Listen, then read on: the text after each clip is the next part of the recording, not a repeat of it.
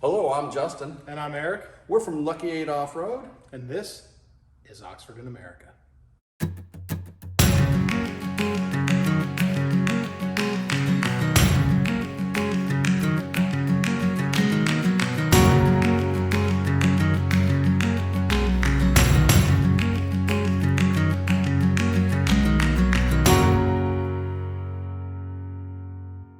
Hello, and welcome to episode 3 of Oxford in America. You may remember from episodes 1 and 2, we've been following Oxford up and down the East Coast and talking a little bit about things that Oxford didn't get to do because of the pandemic.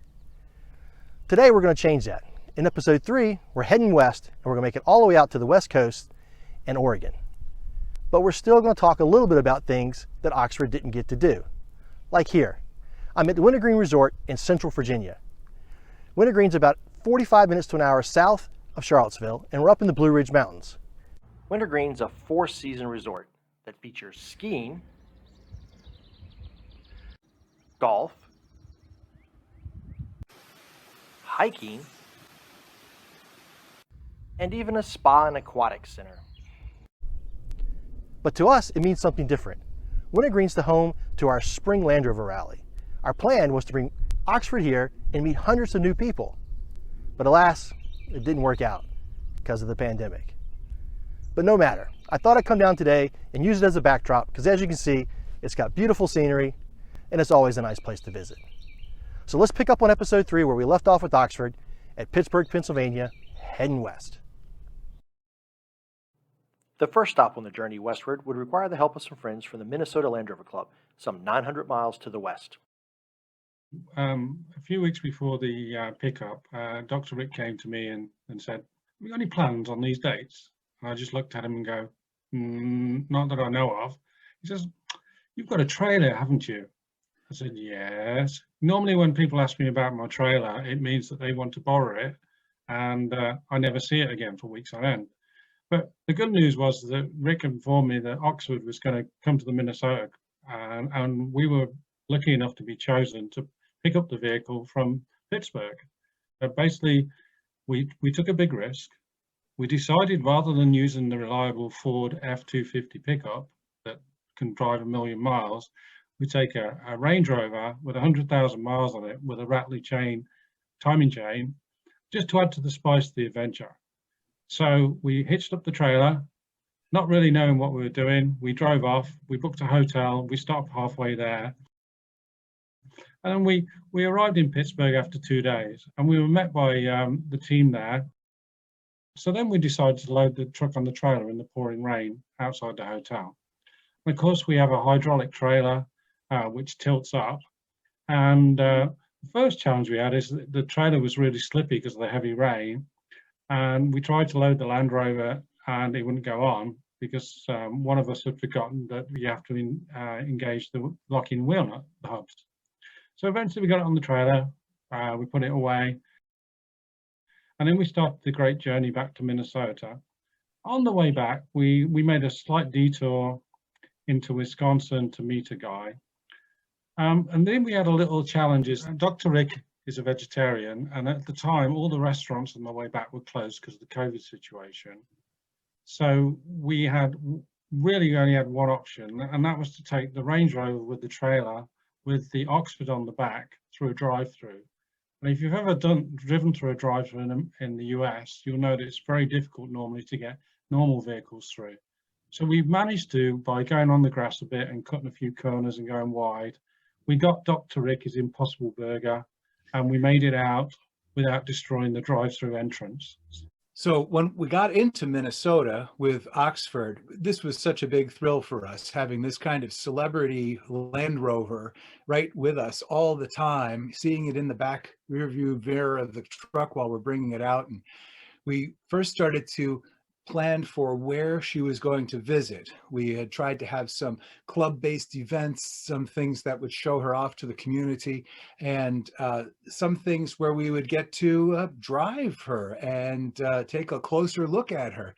So we started planning little events. And if I remember right, I think David was the first person to host her when she got here. I'm very lucky in the fact that I've got quite a bit of land on my house, and my my collection of Land Rovers is quite diverse. So we decided it'd be a good idea to have an event at my house. So what we did is we set up Oxford and surrounded it by different collector Land Rovers from different eras. I also own a 1955 Series 1 station wagon, so it's built the same year as Oxford. So one of the first photos we actually took is the two Land Rovers next to each other. That was pretty good. And then we invited over club members from all over the state, and it was a beautiful day.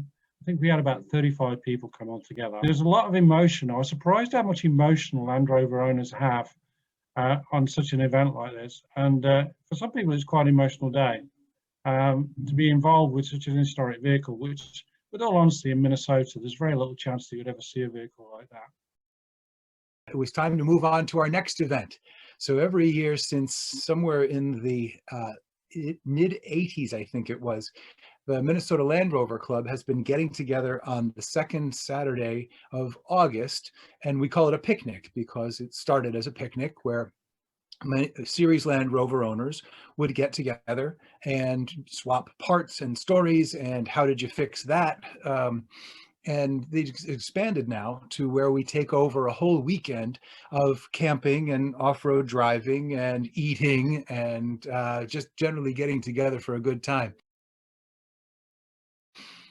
So we were able to have Oxford in northern Minnesota, which, as you've heard rumors, can be very wet. We have 10,000 lakes. There are streams connecting the lakes, and there's rain. The land is usually pretty low. So our trails, even though legitimate trails, often involve a little bit of mud crossing while you go. It just adds to the fun. So after we wrapped up from the Minnesota Land Rover Club picnic, one of our members, Gustav, has a cabin kind of nearby, but not that nearby if you're going by series Land Rover. So we packed up all of our camping gear and went over to his cabin. The next day was bright and beautiful and everything dried out, and we were able to take Oxford down some of these old dirt roads and explore some of the trails that are on the land by his cabin and drive over a stream to get to a little island. And we just had a very nice time taking turns doing her top speed of about 45. So after we did the event in Duluth, the vehicle came back to me for a few days. And then we did one final event at one of our independent Land Rover dealers in the area called Expedition Auto Works. And they're based just outside in the cities. We did an event there in the morning to show it to more people. And then about 3 p.m. in the afternoon, we loaded up on the trailer again. And basically we drove like 500 miles nonstop. And we stayed in a hotel in North Dakota. And the plan was to meet the Montana guys on the border. They'd been camping that night. So first thing in the morning, we met them and we handed over the vehicle. And then once they'd stopped smiling and grinning and taking photos, we said a sad goodbye to Oxford. It was a very emotional time for me and Rick, because to be all honest, we'd had so much fun in the last 3 weeks. We'd been on many adventures, we'd met so many people, and it was a very positive experience. And it's something that I will remember for the rest of my life. The next stop was 600 miles away in Montana, a state known for its wide open spaces, national parks, and now as a stop for Oxford. The vision and the mission of Montana Rovers is pretty simple. We just wanted to kind of start a group to bring the Land Rover community together, and we've got about 140 people on the email list, and there's a good thriving Land Rover community in Montana, and we're fired up about it.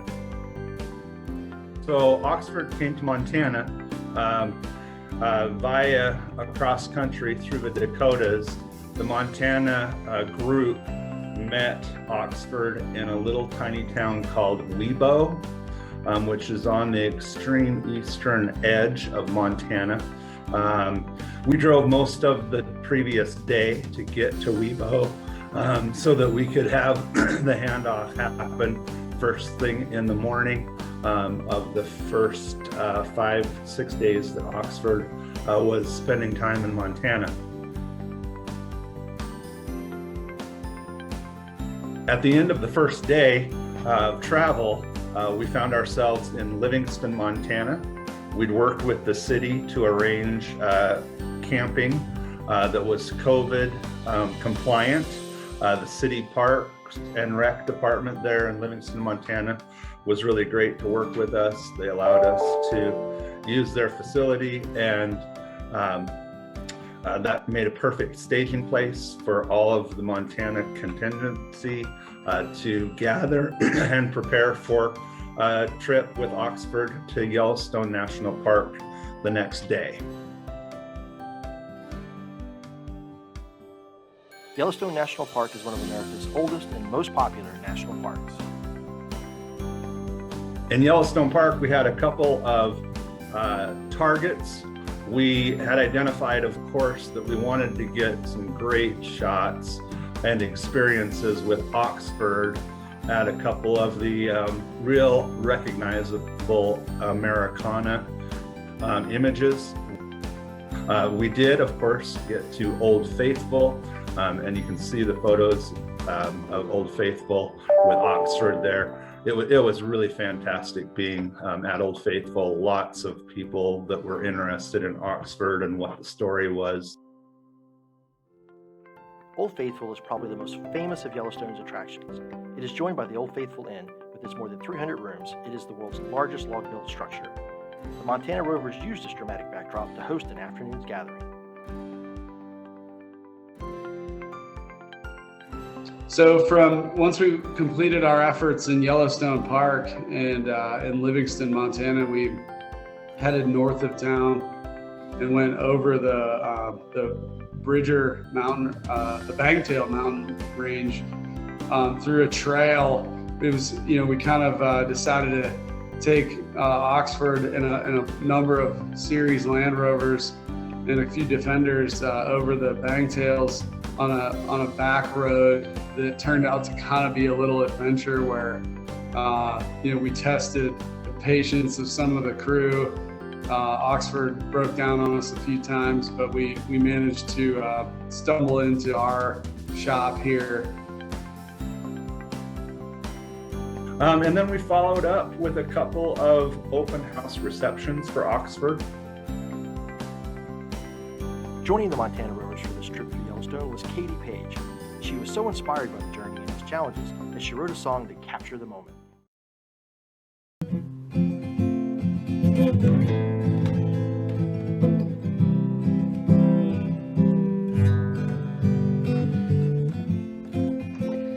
Let me tell you about the day that I was out in Livingston, Montana. Sun shining bright, and he to ignore. Along came the warmth of a neighbor. Told me about his rover and how he was gonna drive it through Yellowstone Park. 'Cause it's been 65 years that these wheels have rolled, and they still continue to go down to Old Faithful, where they decided to move slow. These overland breakdowns, they never get old. And I could buy these leagues keep the fellowship alive, but anything can happen, they enjoy the surprise.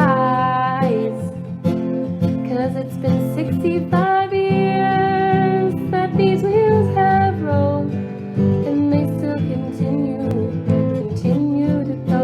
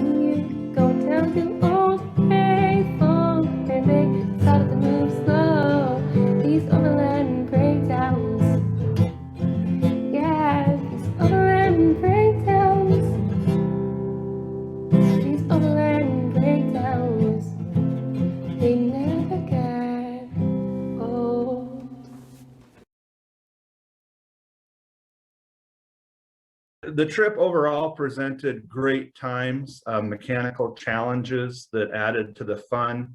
One of the things that I always tell folks when they want to go for a ride in Land Rover is that I'm happy to take you for a ride. You just can't get mad if we're walking home. The 6 days that Oxford was in Montana as a real gemstone in my Land Rover experience. My experience is 35 years deep, and Oxford connected me to Land Rover history probably in a greater way than any other single event that I've been able to participate in. So that's really just outstanding. From Montana to Washington State, the Pacific Coast Land Rover Club was the next club to help out moving Oxford across America. All right, so I'm Bruce Franklin. I'm the president of the Pacific Coast Rover Club. We've been a functioning club for 32 some odd years, give or take, maybe pushing a little more than that. Currently, we run about 250 to 260 members, comprised of Oregon, Washington, and Idaho. And we probably have virtually every single year of Land Rover, at least from 47, 48 on, I think, represented in the club in some capacity or another. So Oxford, yeah. So we got an email from a club member that was following kind of the Oxford journey, if you will, and we were interested in it. And then we kind of lost sight of it for a little while, and then it popped back up, and we'd heard that it was potentially stranded in Montana on its way to the West Coast. So I made a couple phone calls, had our initial point person who heard about it reach out, actually to you, David, and make some contact. And I made a couple quick calls to potential sort of resources I had access to. And I think very quickly realized that we could potentially go fetch the Oxford vehicle and not only get it to the West Coast proper, but get it down to Ike's shop in Eugene, being that we're Oregon based here. When the time came to fetch it, this good friend of mine and I jumped in his truck early one morning and just hauled all the way into Helena, Montana, where Oxford was holding up, and got there about 10 o'clock that night, met up with them, got it loaded onto the trailer. The drive back from Helena, for those of you who don't know the upper Northwest, is pretty mountainous. Coming out of Montana is pretty mountainy. Then you're kind of up on high plateau. Coming across Washington, you kind of dip up and down, and hot. It was very hot coming back too. I want to say 460 miles. I'd have to go back and verify that. But we left about 6:37 a.m. I think, Montana time that morning, and rolled into Seattle right about 6. Gordon was kind of had the shop closed up, but was waiting for us. And so it was a full day's drive, certainly, and over some pretty, up and down terrain, even hauling something that relatively small. I'm Gordon Parrott, and I own Lamorna Garage Land Rover Repair in Seattle, Washington. I started this shop about 30 years ago, working on Land Rovers the whole time. Started working on series trucks, and then as the US trucks came into the market, started working on Range Rovers and Discoveries and Defenders and so on. But I've always had a soft spot for the series trucks. Sitting on my 1957 109 pickup that has been in my family since 1965. So I got a call from our club president, Bruce, relatively short notice, basically proposing that if he brought Oxford here and I could get it to Portland, that we would be able to host sort of a meet and greet of Oxford at my shop. And I immediately said yes. I had been, pretty aware of the truck and the expedition, being as it was, Series 1s, and I'm a Series 1 enthusiast. So Bruce brought it in from Montana on Thursday night, and we got unloaded. And then in the middle of COVID, it was a little tricky, but we did basically an afternoon, limited number of people, sort of on a schedule, but we had beautiful weather.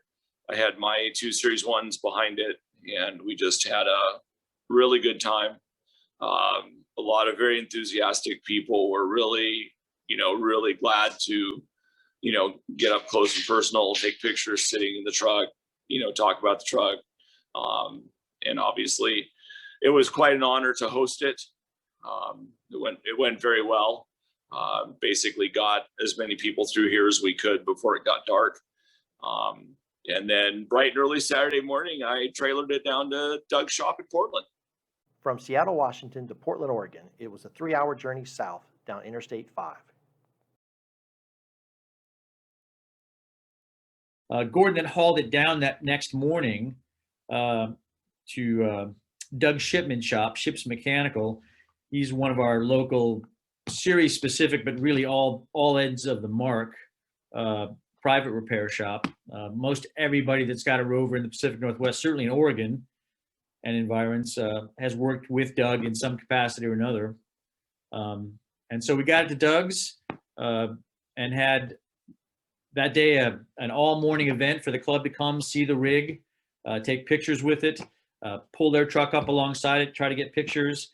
And then we formed up into what we called a processional. And I don't remember the final count. We had 25 trucks, Lou, maybe 30 trucks. And we drove all in line in a procession from Doug's shipment shop to downtown Portland, where there's another shop, Matrix Integrated, the rover portion managed by another club member. Yeah, it was something to see that many rovers of that many vintages all lined up behind Oxford, all the way through the city, right into downtown to this shop, and then this parade of trucks all the way around the shop. And we pulled it into the shop, unfurled the banners, and let everybody walk around, sit in it, take their pictures with it. And we spent the better part of the day, I think it was 3:30 or 4 when we wrapped up there, and started loading it up to take down to Eugene, to Ike's shop, Pangolin 4x4, for the last of, I guess, the restoration highway prep work at this end of the country.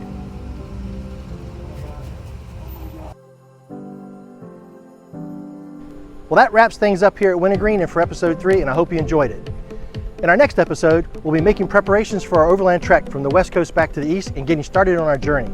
So hope you join us next time on Oxford in America.